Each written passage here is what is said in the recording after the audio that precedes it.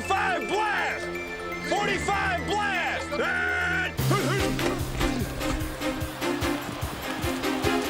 Watch that QB draw!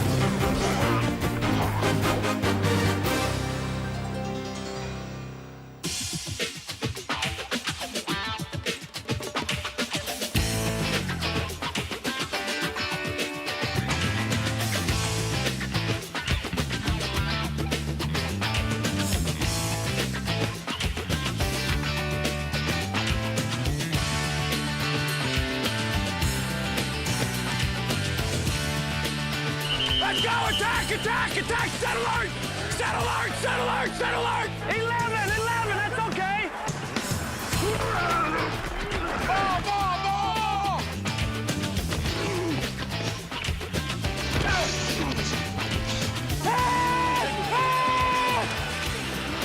Go! Go! Go!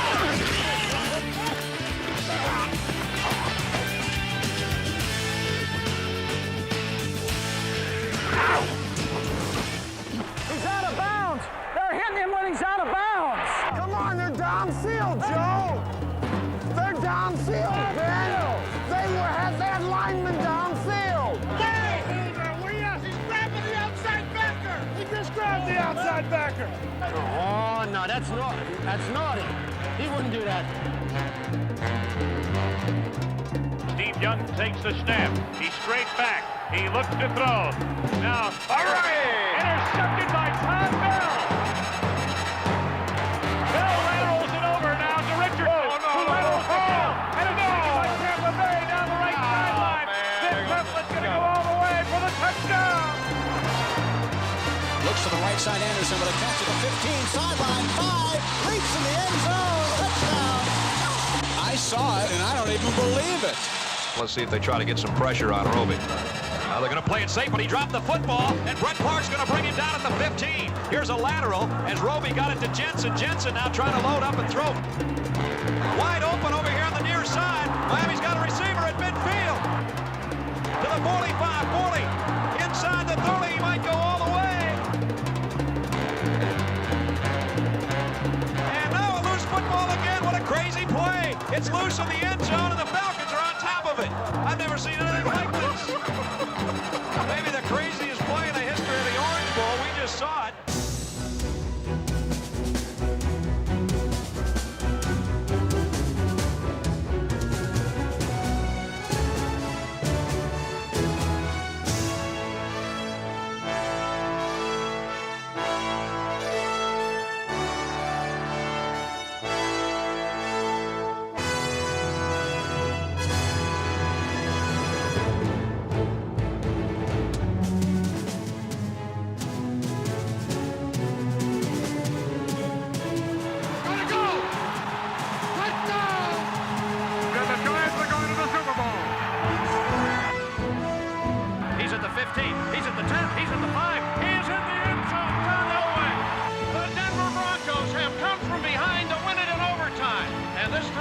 It is no miracle. The Broncos are going to the Super Bowl because they earned the trip.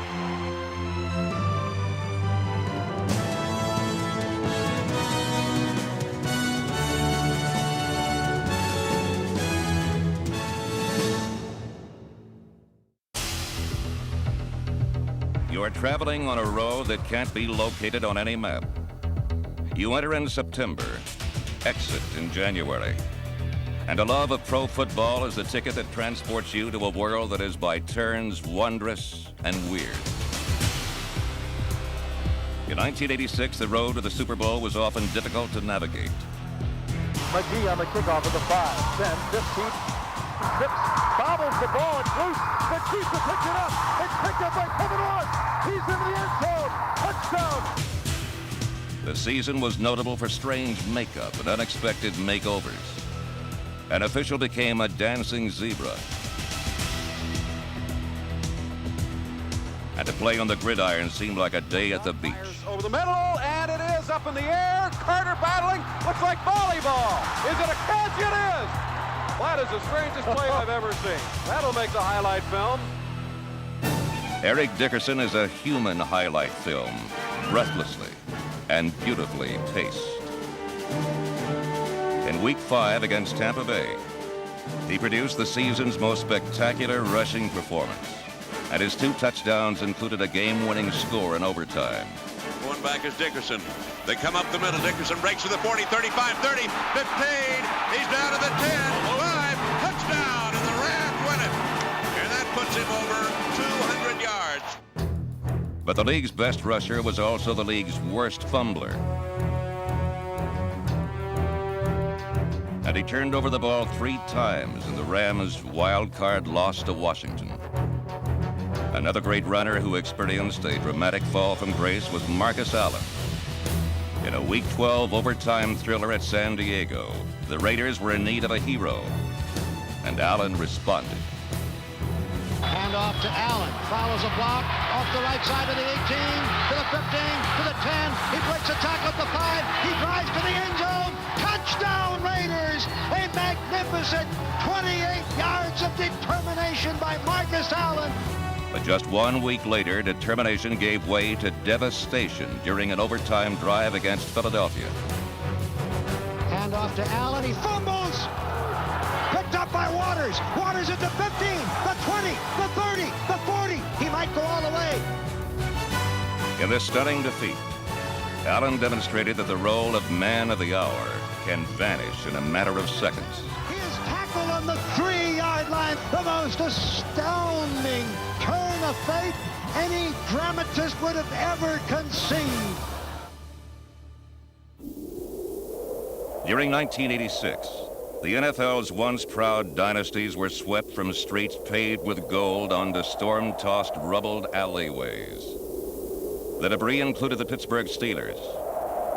But Chuck Noll was not the only great coach absent from the playoffs. Also among the missing were Miami's Don Shula and Dallas's Tom Landry. Behind versatile Herschel Walker, number 34, the Cowboys won 6 of their first 8 games.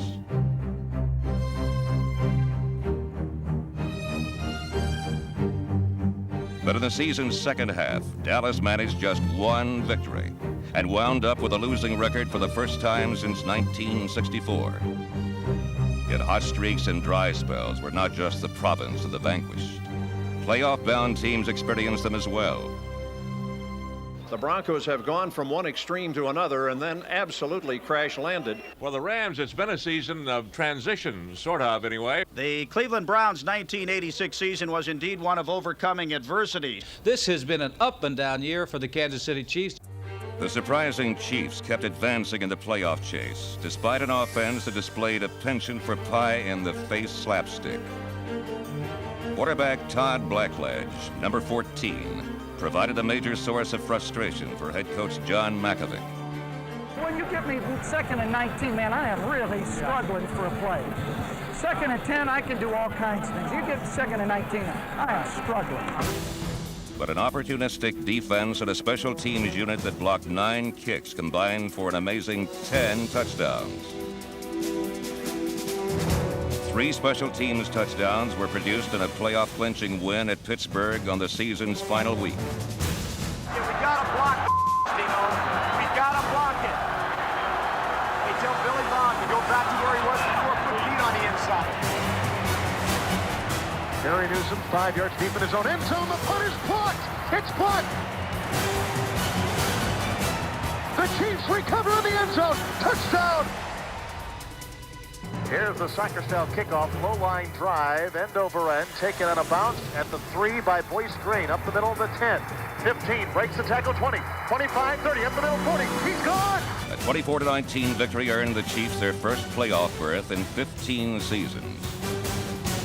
The Chiefs are in the playoffs! The Chiefs are in the playoffs! Against Kansas City, there is a Santa Claus. Come here, come on in. Hey, let's take a knee right here first, guys. That's the first.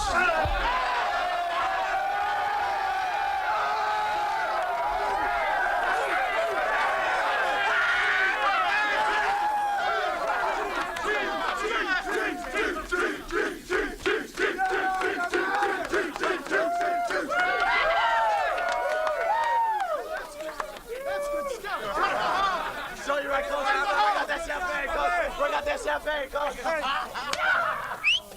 The first first thing we ought to do, honestly, is just take a knee. There you go. There it is. Because I tell you what, you guys know what it's like. You know what it's like to have done this. Nobody believed we could do it, and we did it.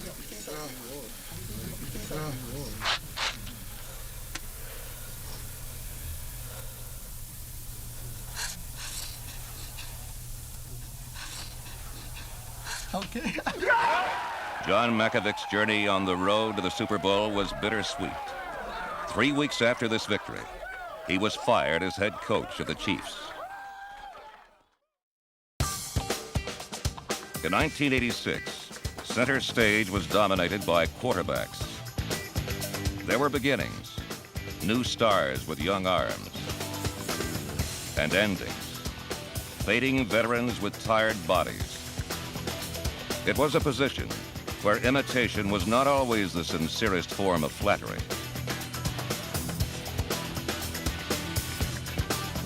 Quarterbacks possessed the vision, but they were not blindly followed. And often their decline and fall came swifter than gladiators in ancient Rome. Check 94! Boomer Esiason and the Bengals crashed one step short of the playoffs. Hey, listen.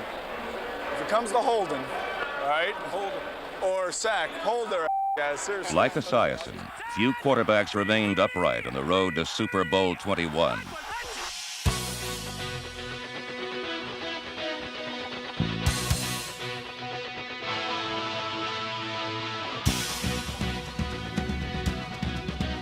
While every team was hit with blitzes and blindsides, no team caved in like the Philadelphia Eagles, whose quarterbacks fell under a blizzard of 104 sacks, an NFL record. But it was an avalanche of injuries that buried the hopes of many teams. The broken hand of Danny White left the Dallas Cowboys without a wing or a prayer. A series of injuries to Jim McMahon crippled the Chicago Bears and focused attention on Doug Flutie. Mike Ditka saw the little big man as a savior, but the Washington Redskins turned the playoffs into the little bighorn for the world champions.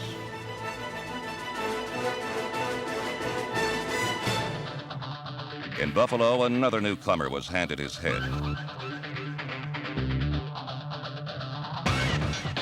But Jim Kelly survived and gave the lowly Bills a taste of the high life and a glimpse of an exciting future.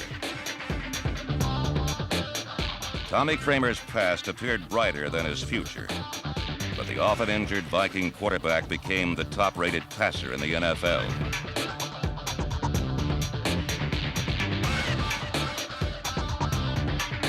However, for cold facts and a hot hand, there was one name and one number, as Dan Marino almost strong-armed the Dolphins into the playoffs.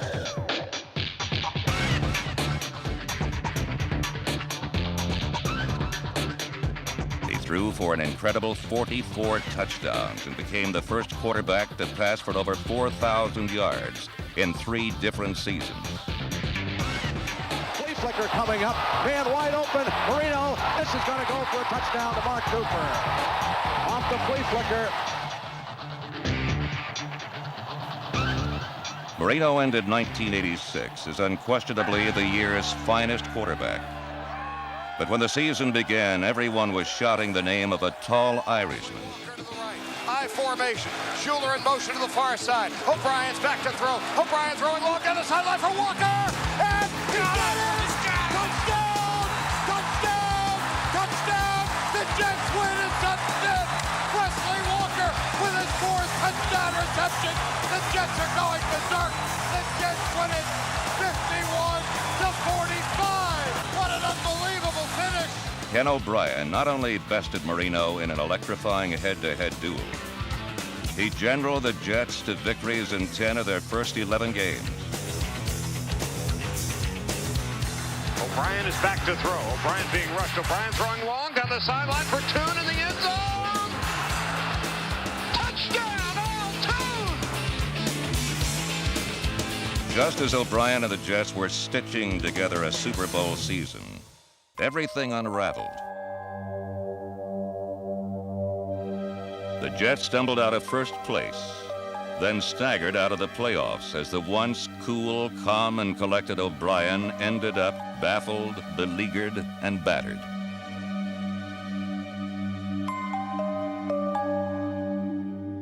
While O'Brien finished 1986 flat on his back, Joe Montana started the season that way, and his triumphant return from spinal surgery was the most heartwarming story of the year.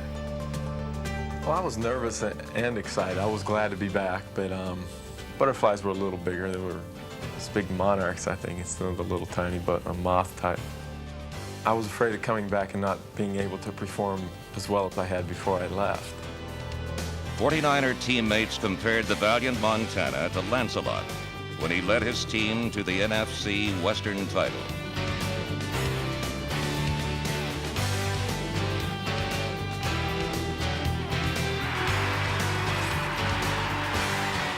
But in the crusade to the Super Bowl, the White Knight needed more than armor and chainmail to protect himself from the New York Giants. 37 seconds to go. Montana inside the 10.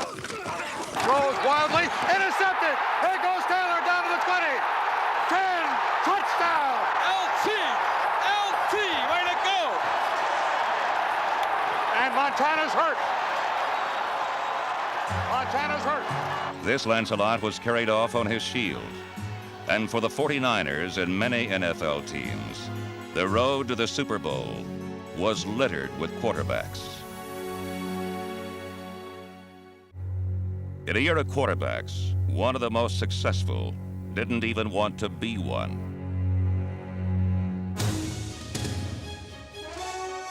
Baseball is my first love. There's no doubt about it. And when I was growing up, the only thing I wanted to be was the next Johnny Bench. He was my idol and everything else. And unfortunately, things didn't work out, and I was able to fall back on football.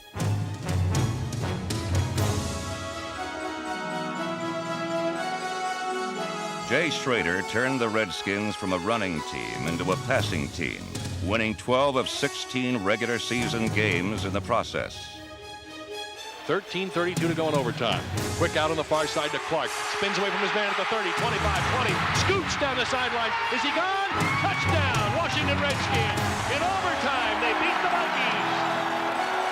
The nation's capital loved its new-look team. Well, programming lineup here. Programming lineup. But for Schrader's Redskins, the road to Super Bowl 21 passed through Soldier Field, Chicago. Bears showing a little blitz. Here they come. Quick release by Schrader. Got it up in the air. Got a man there. Complete into the end zone. Touchdown, Washington Redskins. Art Monk pulls it in. Jay Schrader, a minor league reject with a major league arm, who passed the Redskins to the NFC Championship game.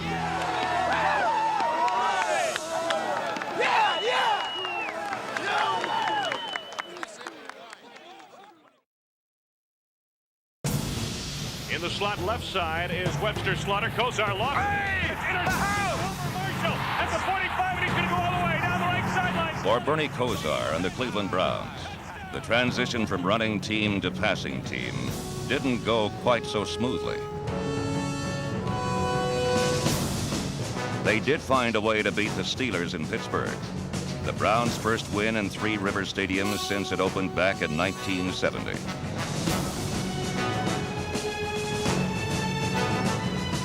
Confidence in you. You've been growing in stature every week.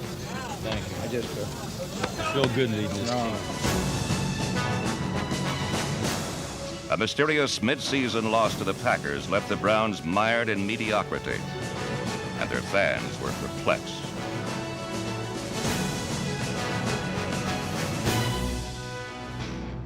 But by season's end, the young man on the hot seat had Browns fans singing a totally different tune.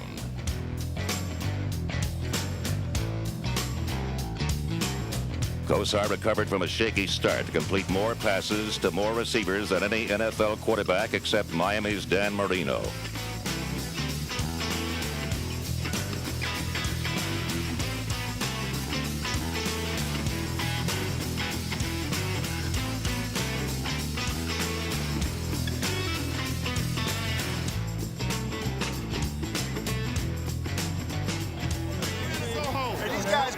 champagne to our stadium, fellas. No way, man. We're gonna drink it. Kosar fakes a handoff to Dickey, going to throw, wants all of it, deep down the left side. Slaughter open, 5, 4, 3, 2, 1, touchdown Browns! Cleveland rebounded to win 8 of its final 9 games to clinch the AFC Central Division title. What we have accomplished here is merely something that we expected. Your performance today proves one thing. Talent may win games, but teams win championships. Yes. All right, Russ! All right, baby! Yeah! It's the Browns against the Jets here at Cleveland Stadium as the Browns bid for their first playoff victory since 1969. Cleveland with a lot of momentum after the regular season, primarily through the offensive heroics of Bernie Kosar.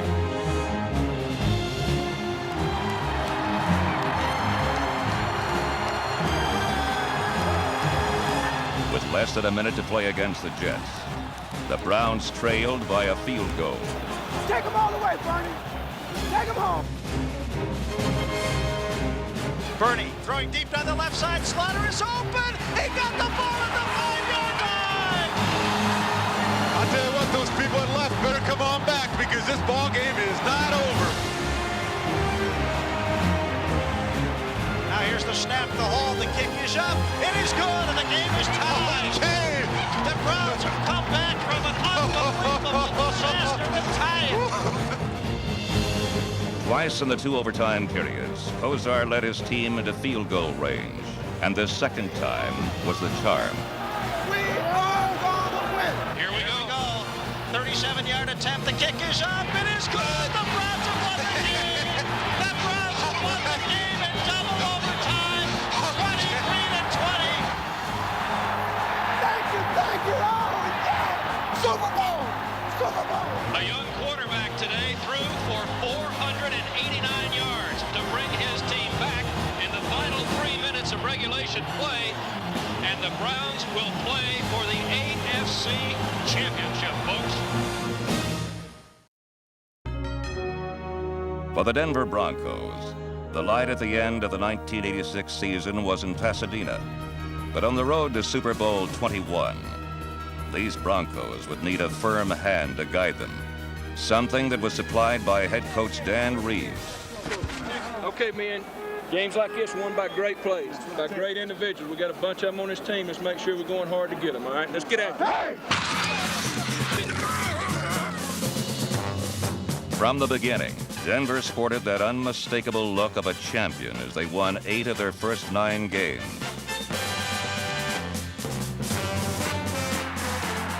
Denver's offense used imagination. Their defense used quickness and muscle. And together they stirred up an orange wave of excitement that rocked the Rockies. There are over 62,000 fans on the waiting list for Broncos season tickets. And in Denver, the only thing worse than not having a ticket is not using it. In attendance today, 76,082 people, meaning there are 46 tickets unused.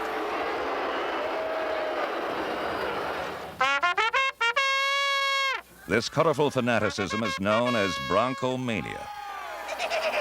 Go Broncos! #1! Yeah! This fevered epidemic once again lifted the decibel level in Denver's Mile High Stadium to a deafening roar. And nothing ignited their emotion like the Bronco defense. Denver's style was built around cleverly designed fronts and quickness.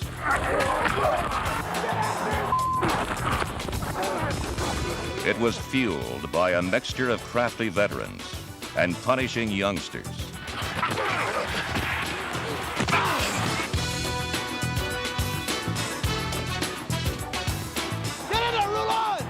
Eason's dropped to the 25. The pressure. Roland Jones will get the sack at the 27. Out the way! Get him,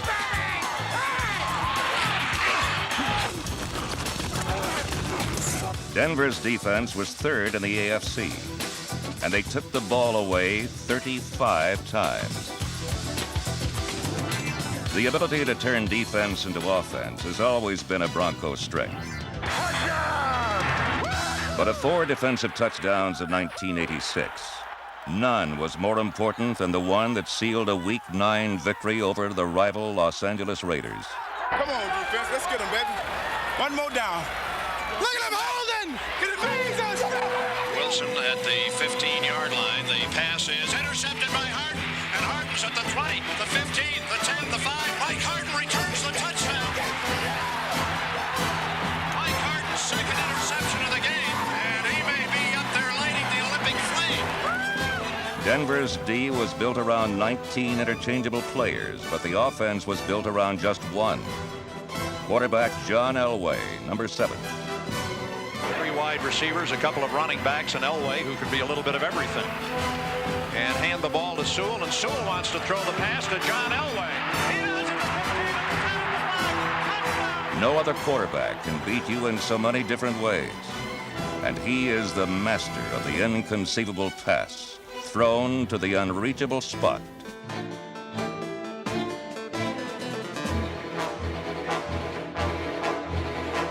Elway's legendary arm strength allows him to throw the ball between the tiniest gaps in a defense. He has the strongest arm I've ever seen in my life. I have never seen a guy move that kind of arm in my life. The ball moved so fast, I turned my head and it was there. With John Elway, each play has 2 acts. There's the one he calls in the huddle, and the one that he runs when he's out of it. Quite often, the second is not the same as the first, but more often than not, it succeeds. Elway has won more games over the last 3 seasons than any other quarterback. But in the second half of the season, the rest of the league began taking both he and the Broncos very seriously. Gotta watch out, these guys are coming low in there. I got punched in the in a pop, so be careful in there. They're not fooling around. Denver lost 4 of their final 7 games. And even the simple things became hard. 3 points. Let's go.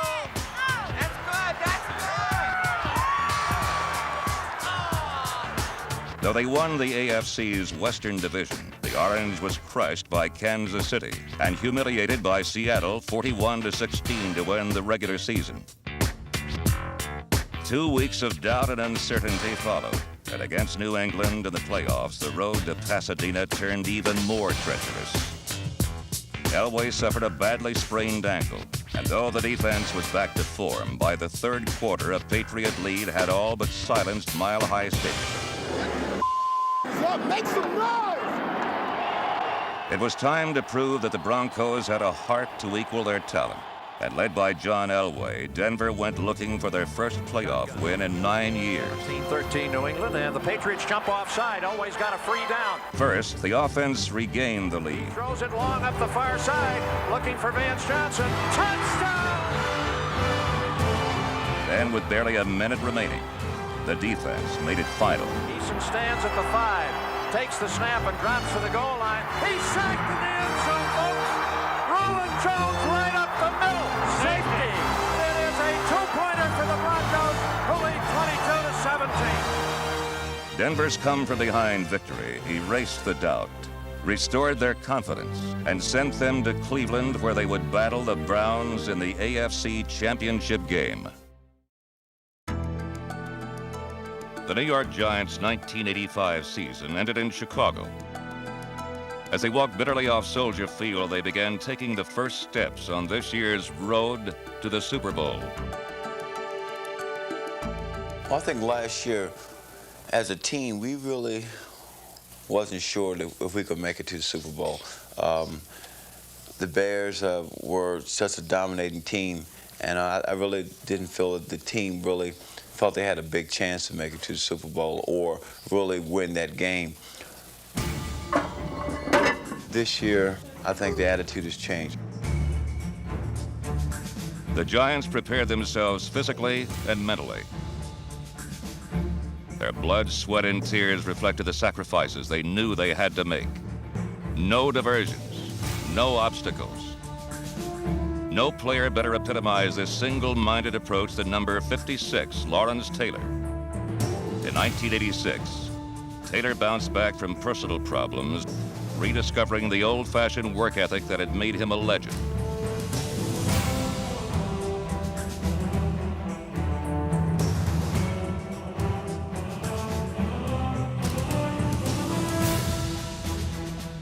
Led by Taylor, the Giant defense made life miserable for quarterbacks.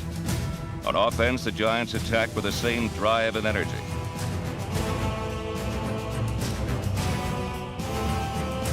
The power was Joe Morris, the little running back who set a single-season team rushing record. The punch was Mark Bavaro, the brooding tight end who may have set an NFL season record for intensity. I tell you, he's a stone-faced, that Bavaro now. You know what the hell he's thinking. I'd hate to have to fight that son of a gun. Opposing secondaries did, but with little results.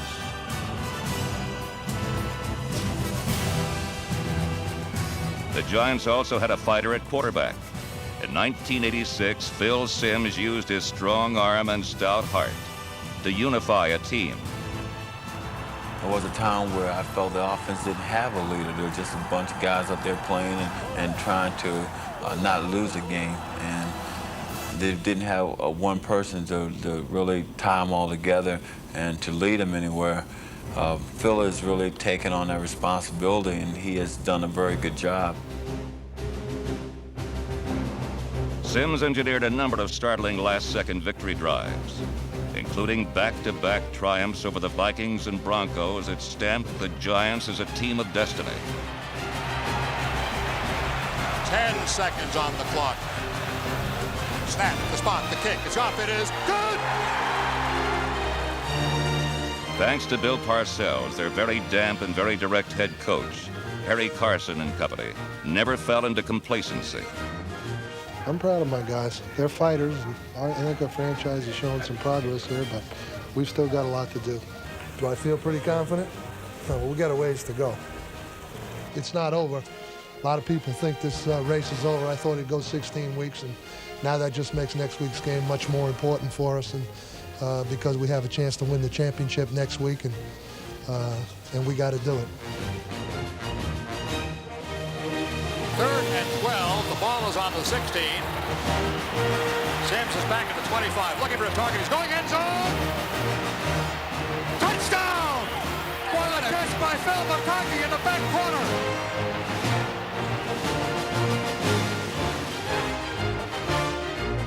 The Giants toppled the Redskins for their first divisional crown in 23 years. Despite rising to the top of the NFL with their 14-2 record, this lunch pail bunch remained as down-to-earth as the swampland surrounding their stadium.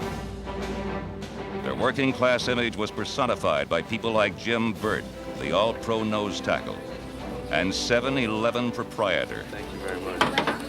You need all luck you get. Like Burt, the Giants were into delis, not discos. Jeeps instead of Jaguars. They lived in the heart of the world's greatest mass media center, but never gave thought to hitting the airwaves with a Super Bowl shuffle. We're going to try to win all the ball games we can and not worry about the other things. Those things will fall into place. And, we don't really worry about videos. We don't have a lot of guys who can sing anyway. We're just basic blue-collar workers. They also play in New Jersey. This prompted New York City Mayor Ed Koch to preempt a traditional Broadway ticker tape parade so the Giants reached the Super Bowl. In neighboring Moonachie, however, a few kindred spirits came to the rescue. Blue-collar people do stick together. What we plan on doing is having the aerial trucks and snorkels line up along Moonachie Avenue. And once they reach their height, we would have men go up to the top, and we would be feeding them with confetti. And as the Giants are passing underneath, we will be throwing the confetti down to them. Moonachie or Manhattan? Without a victory in their divisional playoff against San Francisco, it would all become a moot point. Stacy Robinson split right. The flanker on the right side is Manuel. He's the motion man. Simms is looking for a target. Simms, end zone, touchdown Bavaro!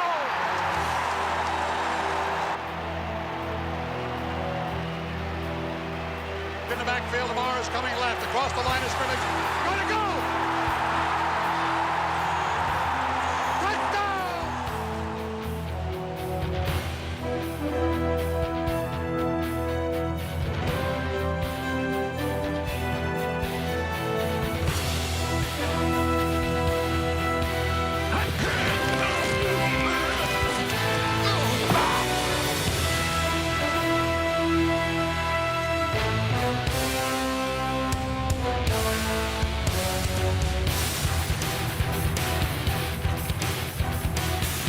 One year after their bitter defeat in Chicago, Lawrence Taylor and the Giants won one of the most lopsided playoff games in NFL history, crushing the 49ers 14-9-3.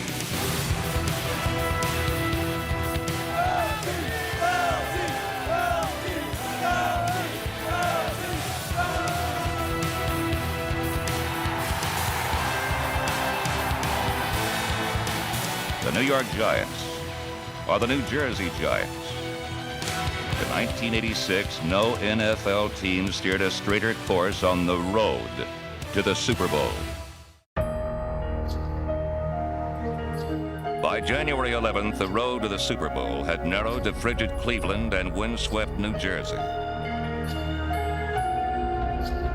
At these two sites, attention was focused on four high-profile quarterbacks. In the AFC Championship, Denver's John Elway faced the Browns' Bernie Kosar, while the NFC featured Washington's Jay Schroeder against Phil Simms of the Giants. But the fate of both games rested on the broad back of defense. Defenders had led these teams into the playoffs. Now they were ready to prove the old axiom: offense sells tickets, but defense wins championships.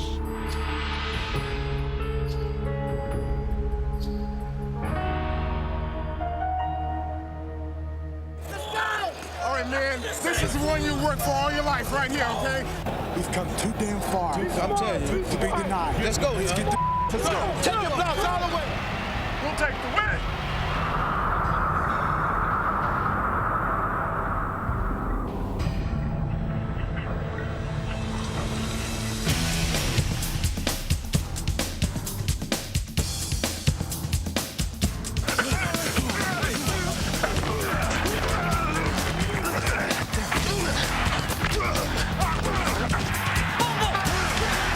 Special teams set the stage. This was a day for defense to dominate.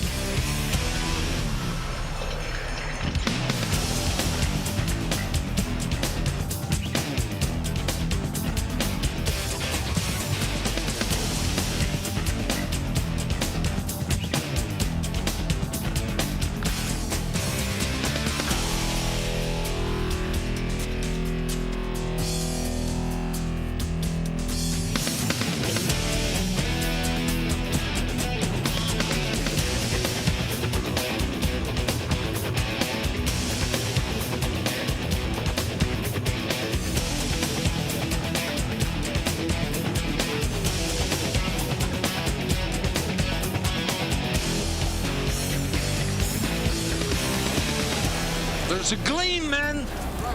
There's a gleam. Let's get the gleam, all right? Let's go.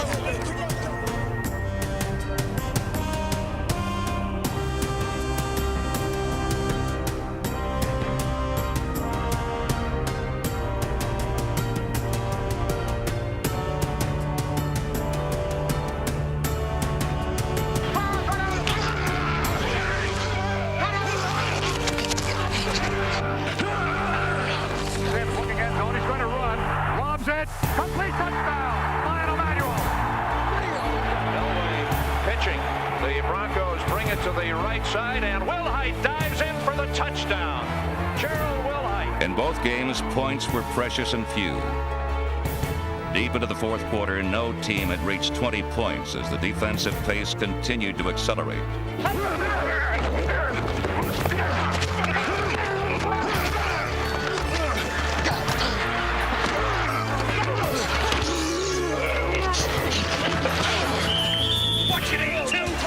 What you got to do is bring the energy up.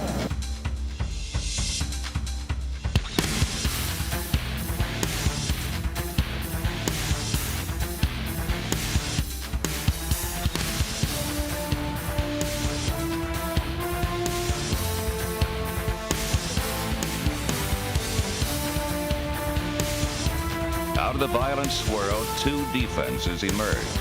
The all-out attack of the New York Giants seemed to mirror the swarming style of the Denver Broncos.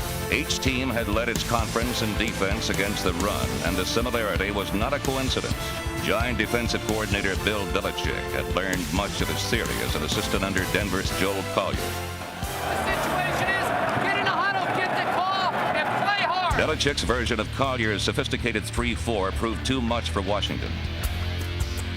18 times the Redskins tried to convert a third or fourth down play into 1st and 10. 18 times they failed.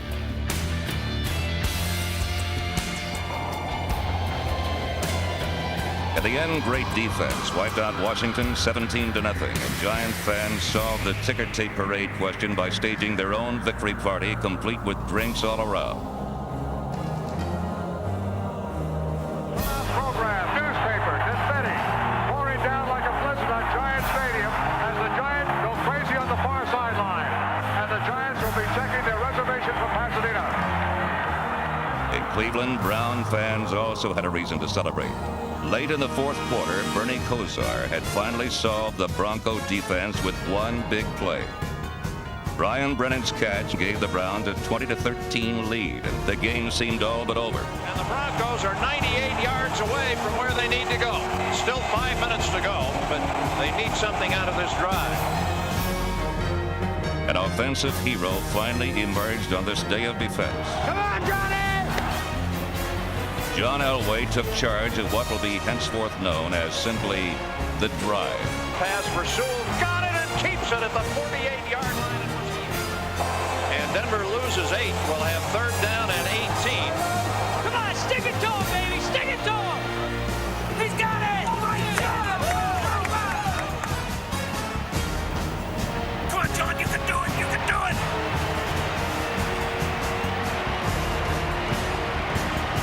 Touchdown!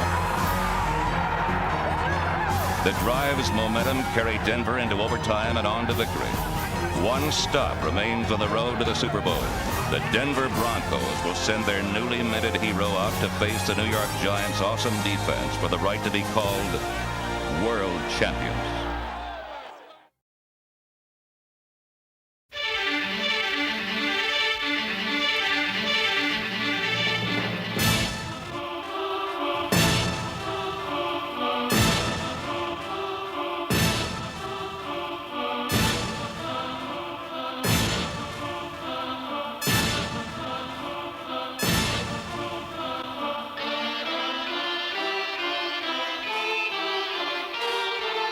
Programs, game programs, Super Bowl programs. Open that today.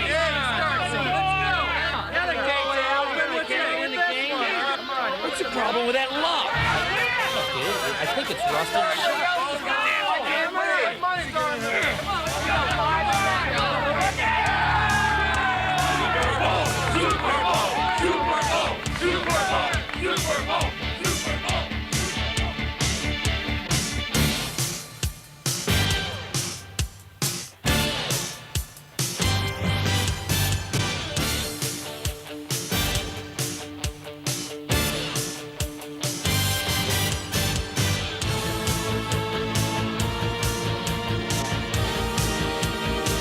Good afternoon from the Rose Bowl, where the Denver Broncos will be meeting the New York Giants. It is a big question whether the Giants, with their outstanding defense, can handle the trickery of John Elway. Lawrence Taylor lo persigue y lo tiene afuera.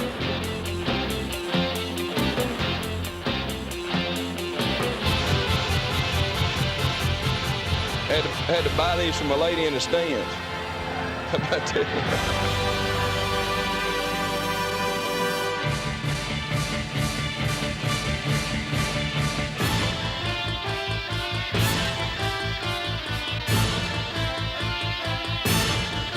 I love you, man. Let's do it. Do it together. Good kids. We worked a long time for this, all right? You got an opportunity to be world champs right now. You can be what you want to be, all right? 60 minutes away from world championship, man. All we got for 60 minutes, all right? We'll be world champions, all right? Let's go.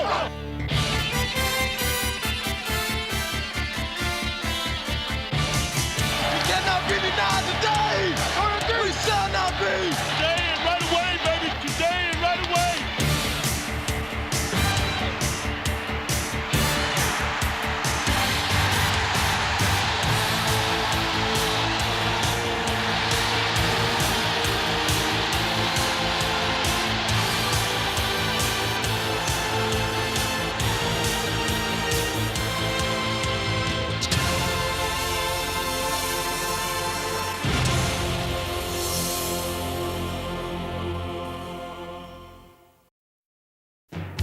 Super Bowl 21 began in the brilliant Southern California sunshine of Pasadena's Rose Bowl. The underdog Denver Broncos faced pro football's dominant team, the New York Giants, and the constant pressure exerted by their finest player, linebacker Lawrence Taylor. Denver set out to use Taylor's aggressiveness against him by guiding his momentum around the pass pocket to give quarterback John Elway running room underneath the rush.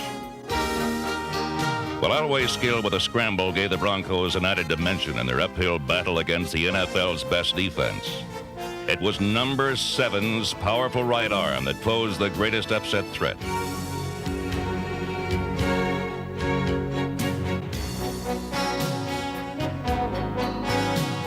Elway had come of age during the playoffs, and now New York faced pro football's most potent new weapon, combining mobility with long-range accuracy. He eludes the rush, lets it go long. Out there is Vance Johnson. He catches the ball at the Giant 32.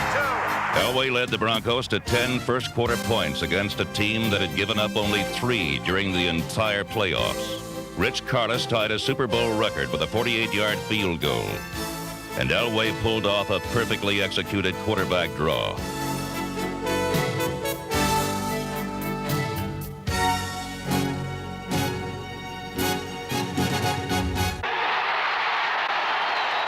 With Elway in charge, the team that some had said had no chance now seemed capable of pulling off the biggest upsets in Super Bowl III and a man named Joe Namath.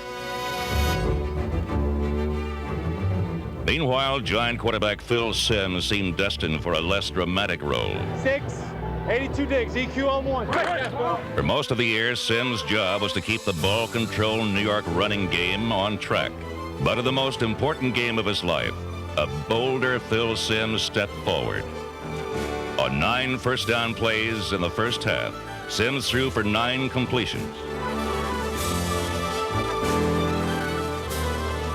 This surprising strategy kept the Denver defense off balance and allowed Phil Simms a moment in the sun to match John Elway pass for strong arm pass.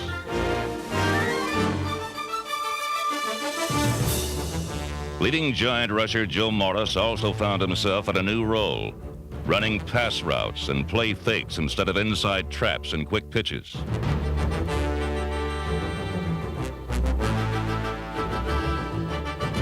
New York's new offense also led to first-quarter points. All right, Zeke, Y flag, C under. Tight end Zeke Moat was sent in motion, and with Denver's 7-man line expecting a run on first down, Simms once again crossed them up with a play fake and a pass. Their first and goal of the 6th, trailing 3-0. Simms drops, he looks, he fires, it's a touchdown. He gets Zeke Moat, coming left to right over the middle, and Simms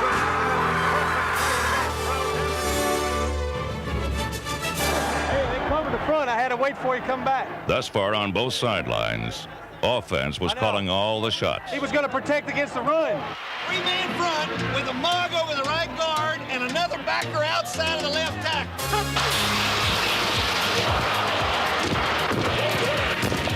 Great shot on LT, baby, on that screen. That's a Negro if I ever saw one. All right. Great protection, babe.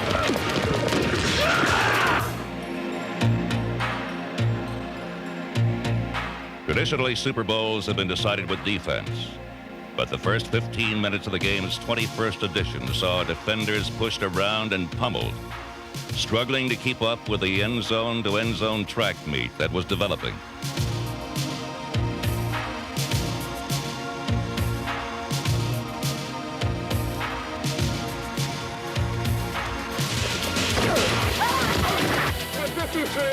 Defense.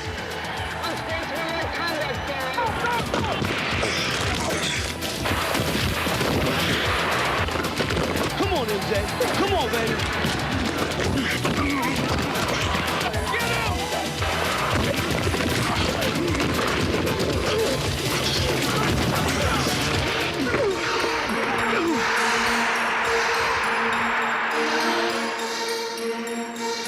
In another reversal of Super Bowl form, neither team relied on running the ball.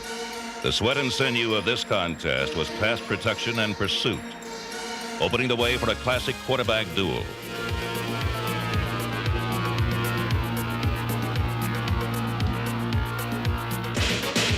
John Elway and Phil Simms combined for 13 completions and 13 attempts, moving their teams up and down the field at will and setting a Super Bowl record for first quarter points. They're down and go. He runs it on the draw, and John Elway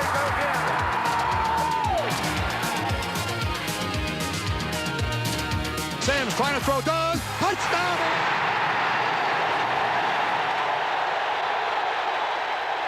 So far, this has the makeup of one of the all-time Super Bowls. And after the first quarter of play, the score is the Denver Broncos 10, the New York Giants 7. Hey, what, next time we'll rip that. I want to rip it, too, because I can come around me, though. Come around you? I'm first. The second quarter began with the shell-shocked Giant defense still unable to stop John Elway.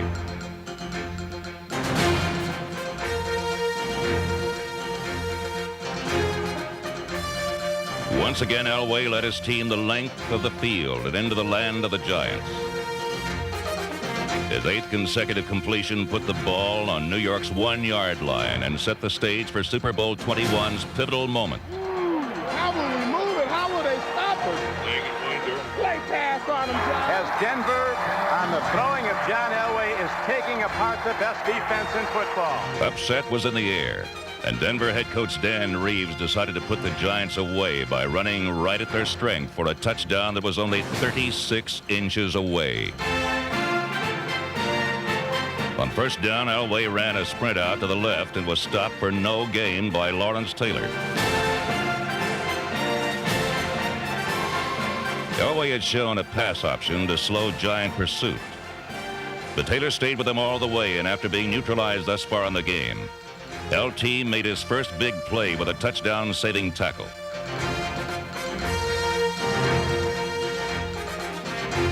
On second down, inside backer Harry Carson shut down a Sammy Winder trap up the middle for a 2-yard loss. On third down, Denver tried a sweep left away from Taylor and Carson, only to find their unsung equal, number 58, Carl Banks. Now when they have first and goal at the 1, and they end up 4th and goal from the 6. Exactly. On fourth down, Rich Karlis, who had earlier tied a record for the longest field goal in Super Bowl history, set another for the shortest field goal miss. Goes wide left. Karlis fires a 5th down and just as the Giants. Suddenly, the sleeping Giant was fully awake.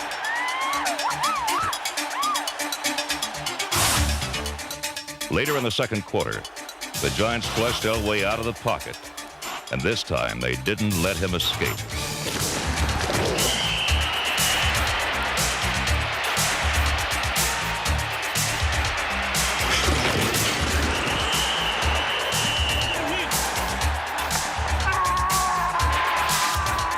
George Martin tackles Elway into the end zone for a safety.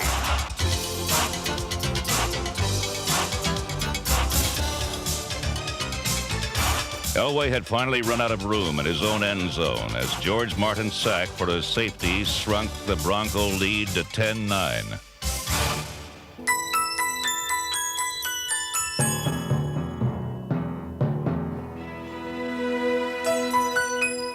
After dominating much of the first half, Denver was now a mile low. Missed opportunities had replaced confidence with doubt. And when Elway once again took his team inside the 20 with time running out of the half, the outcome of 3 touchdown tries and another short Karlis field goal could almost have been predicted. 30, we'll get at least 3. Kubiak holds, the kick is on the way, and it looks to be good. No, it is not. Denver left the field with a 10-9 lead and the awful premonition that the roof was about to fall in. Okay, man, I know everybody wants it. We've had some things in the first half went against us. We can't do anything about it. What we got to do is win the second half, and the only way to do that is play one play at a time. Let's go as hard as we can, man, every play. Let's go. Let's go, Jets! As twilight descended, Denver prepared to protect its lead in Super Bowl 21. The Broncos stood their ground on New York's first 3 plays from scrimmage. But then the Giants rolled the dice and changed the course of the entire game. The This is Landetta's fourth punt of the football game. Trick play. Trick play. Rutledge is in the game. The backup quarterback, and Denver doesn't have defensive backs on the field. The Giants on 4th and inches as Rutledge looks things over. Come on, baby. Let's hold him, baby. Make a big one. Let's go. Giants with the first trick play of the game on 4th down and inches in their 46-yard line. Rutledge keeps the ball and dives ahead, and I don't know if he got there. It all depends on the spot. It's close, Don. Bill Parcells on the sideline goes to the bag of tricks first in this game, and the Giants keep the drive alive. New York's 4th down gamble was the spark that ignited one of the most explosive quarters in Super Bowl history. Every pass Phil Simms threw was caught.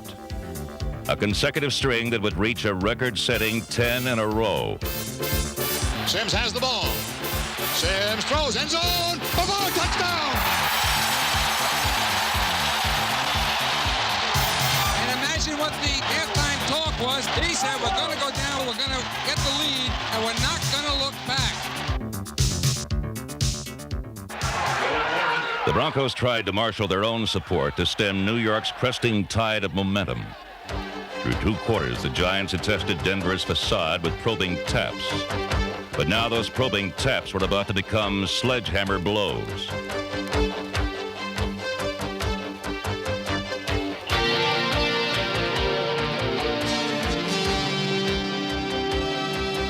In the first half, Joe Morris had served as both pass receiver and decoy. Now Morris returned to his familiar runner's role, and the Broncos could do nothing to stop him.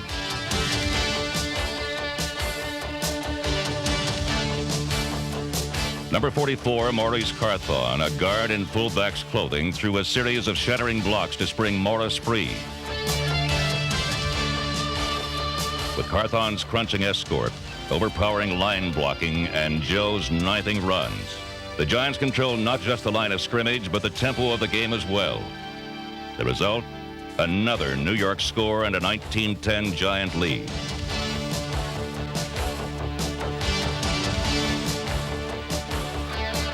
Giants are now beginning to take some control of the football game, Don. And now the Broncos, a troubled team as the 3rd quarter wears out and night begins to fall in Southern California.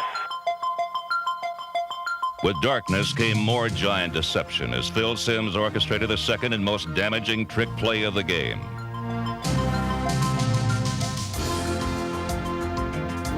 Second and 6, pitch back, Morris back to Simms, flea flicker, man is open. Bobby Johnson way downfield, now they go to McConkey, and he's inside the 10, inside the 5, a full gainer, down to the 2-yard line. And the Giants are ready to put the knockout punch on. And we expected Denver to go with some of the trick plays, and so far, the Giants in the second half have been in trick plays. Morris takes it on the fake sweep, back to Simms. McConkey catches it. What a season for this kid. Was with the Giants, released, picked up by the Green Bay Packers. He was going nowhere there. Now, almost a touchdown catch in Super Bowl 21.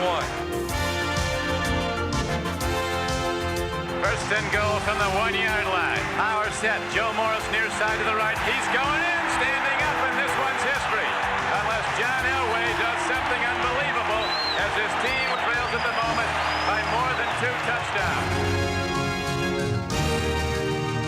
The Giants' run of 17 unanswered points was due as much to their stifling defense, led by linebacker Carl Banks. In the 3rd period, the defense allowed virtually no yardage and not even a single first down.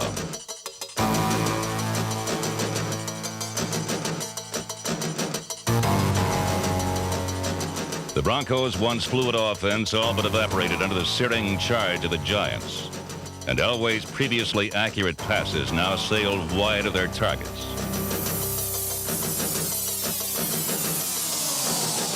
Denver's absence of a running game was illustrated by the fact that Elway himself was the Broncos' leading rusher with just 27 yards. At one point, Denver passed 22 consecutive times, but few of these attempts could be considered successful.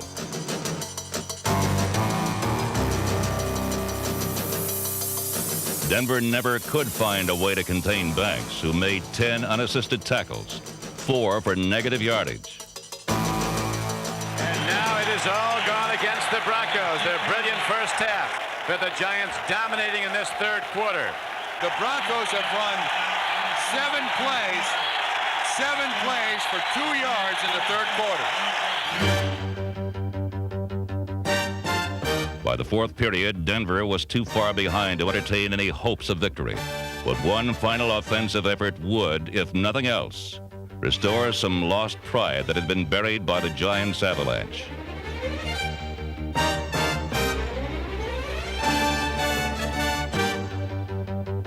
The experts had said it would take a career performance from John Elway to upset the Giants. With both possibilities gone, it was now Elway alone responsible for virtually all of Denver's yardage.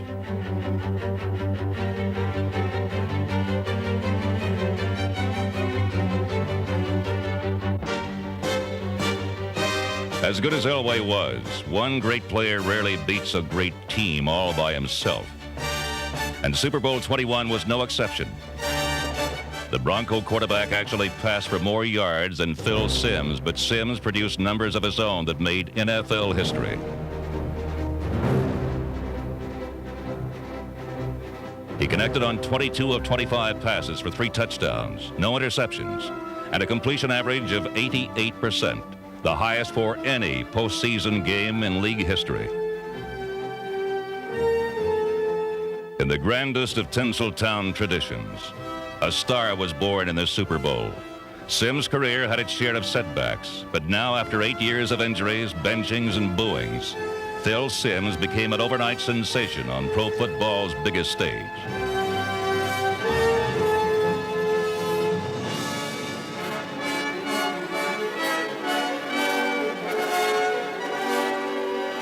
The Giants have been pronounced the best, and right now, going for their first Super Bowl championship, their first NFL title since 1956. Simms, unbelievable. If you vote for the MVP right now, he's the guy. After this day's performance, put him in a class of elite quarterback in the NFL. With the outcome of the game long since decided, the only drama still remaining was when the Giants' traditional Gatorade dunking of head coach Bill Parcells would finally happen. Here comes Harry Carson now. He's looking for the Gatorade. Everybody is staying in his stadium. He's got it. Parcells is up there without the headset, and they get it. The New York Giants won a world championship by excelling in every phase of the game. And now they found just as many different ways to celebrate their accomplishment.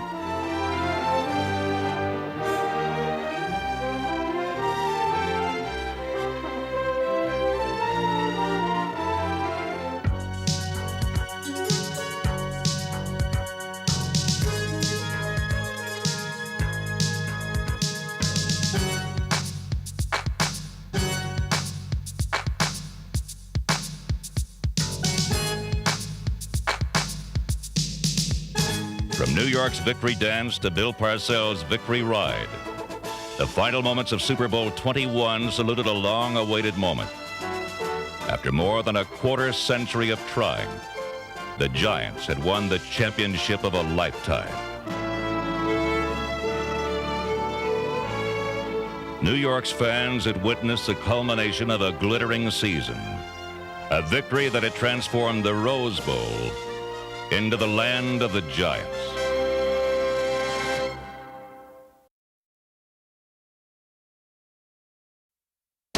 This NFL Films production has been brought to you by the National Football League. The NFL is online at www.nfl.com.